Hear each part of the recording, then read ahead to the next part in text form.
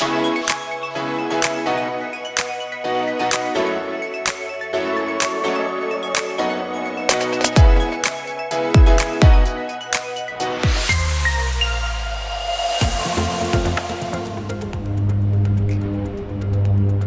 aboard one of the most high-tech And my waypoint just puts me like right there, Ontario Freeway. firefighting tools Again, with two major fires raging right now in the world, based here in California. Coming across the head now, the downwind portion of the fire.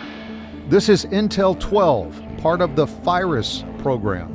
FIRIS, which stands for Fire Integrated Real-Time Intelligence System. That's the official acronym for this state-of-the-art infrared and high-definition aerial camera system.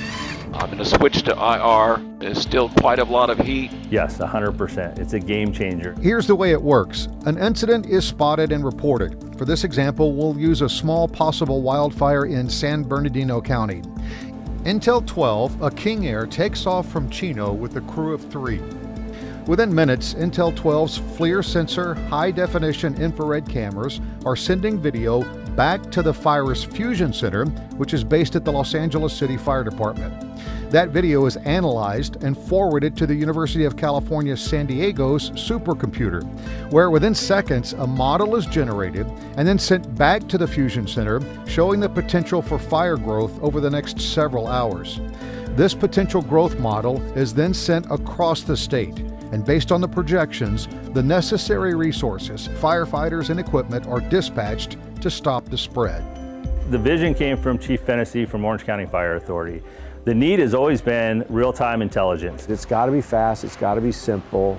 Even on a smartphone in the heat of battle, me having to enter a user ID and a password, I'm not going to do it.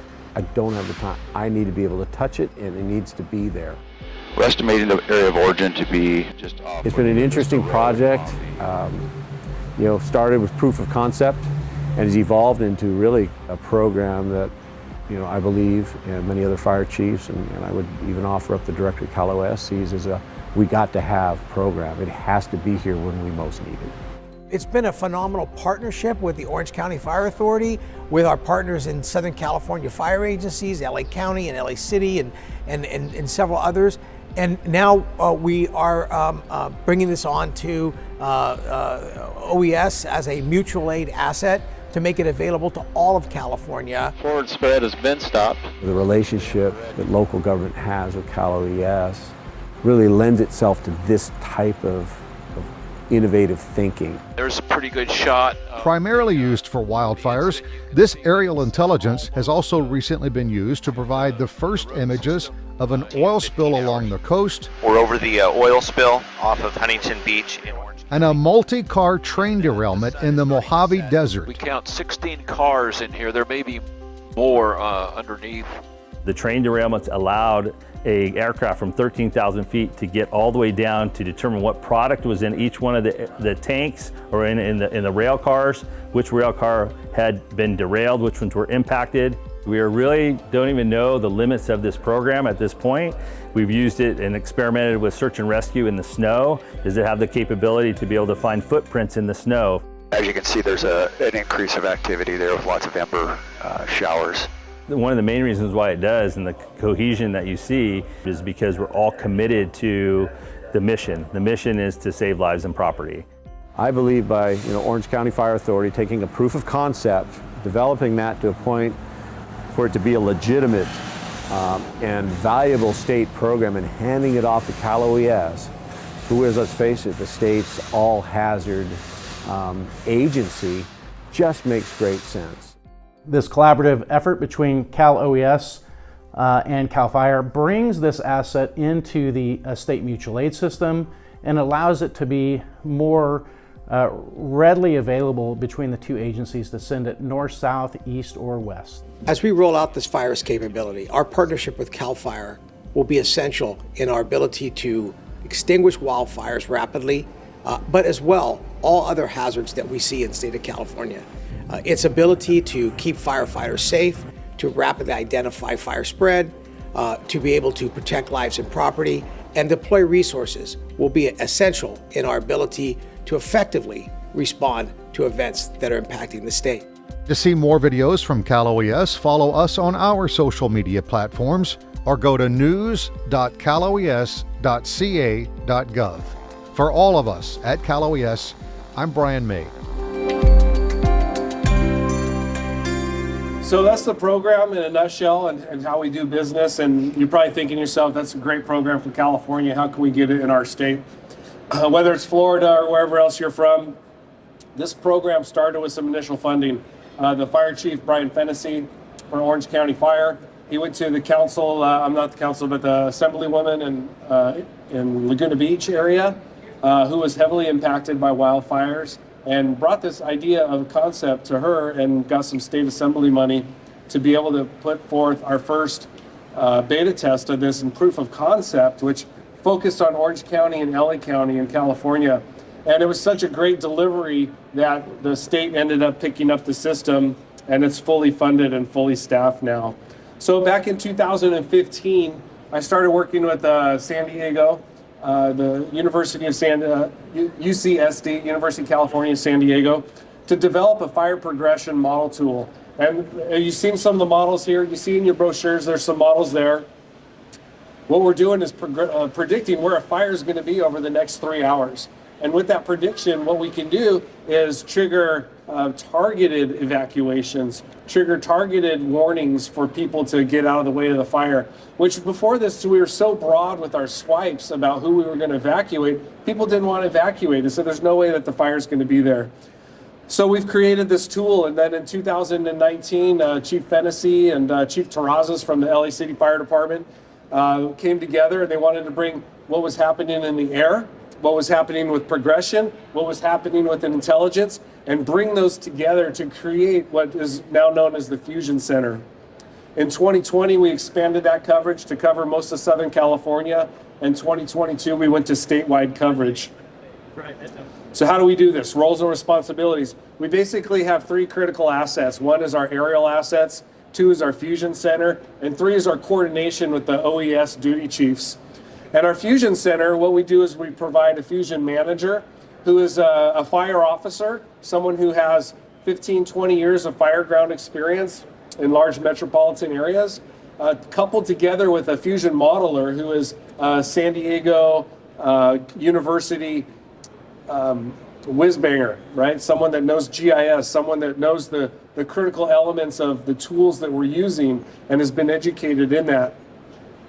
So the 2 people come together, the Fusion manager and the Fusion modeler, to work together with our aircraft, Intel 12 and Intel 24. That's the middle piece right there. It's a mission commander who sits in the front right seat of the airplane, and that mission commander is a retired air attack group supervisor. They understand what's on the ground, what's needed in the air, and how to work within the incident. The sensor operator operates the sensors in the aircraft. And the sensor operators are all DoD trained sensors with multispectral imagery. And then there's a pilot that operates the airplane. And then the duty chief at Cal OES is who we tie in with to receive mission requests and to process special requests like flooding requests or change detection for landslide or debris flow or those other things that aren't imminent, like a dam failure, levee failure, wildfire, or flooding. Our daily process from the Fusion Center starts with making our shift changes and relief. We operate the Fusion Center 24 hours a day, 365 days a year, and we have positive relief. So when I come on duty in the morning as a Fusion manager, I tie in with the Fusion manager going off to see if there's any pending or critical tasks that need to be taken care of. We monitor. All day long, we monitor IRWIN detections, which are fire activations that are dispatched into the computer-aided dispatch system. We monitor social media platforms, and we data mine for things like earthquakes, tsunami, mud flow, debris flow, those kinds of things, so we can have situational awareness. And then we respond to those alerts. So really, the nexus for what we're doing is we're trying to give firefighters on the ground and decision makers at the operations center the picture and the information that they need to be successful. As it showed in the Huntington Beach oil spill, there was an air show that week, a 3-day event, millions of dollars coming into the city of Huntington Beach, and then an oil spill happened from a pipeline that had ruptured. Based on the information and intelligence we were able to deliver, they shut down that show, which cost a lot of money and a lot of heartache. But they were able to say, look, the oil has already spread 33 miles down the coast and has impacted these beaches based on the spectral imaging that we were able to provide them. Coast Guard and Huntington Beach came together and they were able to make an informed decision for public safety. So we respond to those alerts all days and we go through the notifications. And we have a system of putting that information out. Right now we're currently using Slack. In our proof of concept, it was WhatsApp. And what we do is we dialogue in the Slack there. In the Slack channel, the modeler, the manager, the mission commander, and the pilot and sensor operator and duty chief, we all dialogue about the incidents and the information that's coming in. When we identify that there's a potential, especially for wildfire, you see the potential there, we put out an image about where the fire is going to be over the next 3 hours. As a fire officer, I'm a fire captain in the city of Los Angeles. What that does is it tells me if I have a fire that I'm responding to, I know where the fire is going to be in the next 3 hours and what my triggers are and how I'm going to have to respond to those areas. And if I'm in the dispatch center and I see a model like this, I'm thinking, you know, these guys are probably going to get on it with a little bit of an extended attack, but it's not going to require an incident management team to come in or us to move up additional resources and get all the systems moving. We have a map plan, a map publication layout that we push, and it's in the corner you see here. It tells you everything you need to know about the hazard that exists. This particular model shows the area of impact, the houses in the area, and the acres that are going to burn. And then we provide updates throughout the period of the mission. We really consider ourselves a initial response, initial attack tool. When it gets to be an extended attack and goes on for 2 or 3 days, there's other resources and other avenues to deal with those types of things. Here's something that we found is a real big benefit, especially from the Fusion Center. You see here in these slides that we have a 911 phone call. Yeah, we see fire in the hills. Well, we know from that 911 dispatch, it's always going to be a cross section, a cross street that gets dispatched to, and it's never very accurate. There's a lot of AI modeling for wildfire modeling that's going out right now, but those AI models are always generated from that 911 dispatch location. And so from the Fusion Center, what we're able to do is take the cameras that are in California, which there's quite a lot of them, take the cameras, we take the resources responding via AVL, and we line all those things up so we can get a better point of ignition. We hear people talk also about not only the 911 dispatch, but the heat detections, right? The heat detections from satellites are so wide and big, like 30 meter or even 50 meter, that they're not good locations either. And that's what the GOES detections are here. These are geospatial stationary satellites that they detect a wildfire, but that gray point right there is the centroid of that detection, which is way off from where the fire is. And then if you look at the colored model here, that's the actual progression that we have determined the fire to spread over the next 3 hours. And then the little mark here, that's where our Fusion Center and Fusion modelers have determined the point of origin to be. The gray blob area, that's the actual fire perimeter as the aircraft got on scene and sent down that fire perimeter, not only to the resources on the ground, the incident commander standing in the smoke, not knowing how far the fire has spread. That's the actual mark that the airplane was able to send. And we're able to do this in real time. When we get on station, we have the aircraft send the live stream of what they're doing, and we can look at that and see how the fire is behaving. And we do this for flood and train derailment and the other things like you've seen on the other introduction video. Our model publication layout, this is what we send out for all the fires in California. It basically has an image of the camera that we're looking at. Red top 2 is the camera that had the best view of the smoke. As a firefighter, I can look at that and I can see the smoke and think, you know, this isn't a bad fire. We're going to get on this, get it put out pretty soon. It might take some mop up and some extra water, but we're looking pretty good with that fire. This also tells us the date and time. It tells us the wind, the probability of ignition, and the fuel. These are the elements that went into making this model. And then it also tells us the ETA in acres, population, and structure. And more importantly than all that, it tells us who's going to pay for this fire. Federal, state, or local government land, whose direct protection area is this? And so the incident commander can now get this information, can make good tactical decisions based on the information that he's getting, or she. And the comm center, the dispatch center, can actually make a good dispatch going into it. So what is it that we collect? We use in our airplanes that we send. We have MSAR, a synthetic aperture radar. We have LiDAR. We have EO and IR and live stream. And those sensors, they're available 24 hours a day, 7 days a week.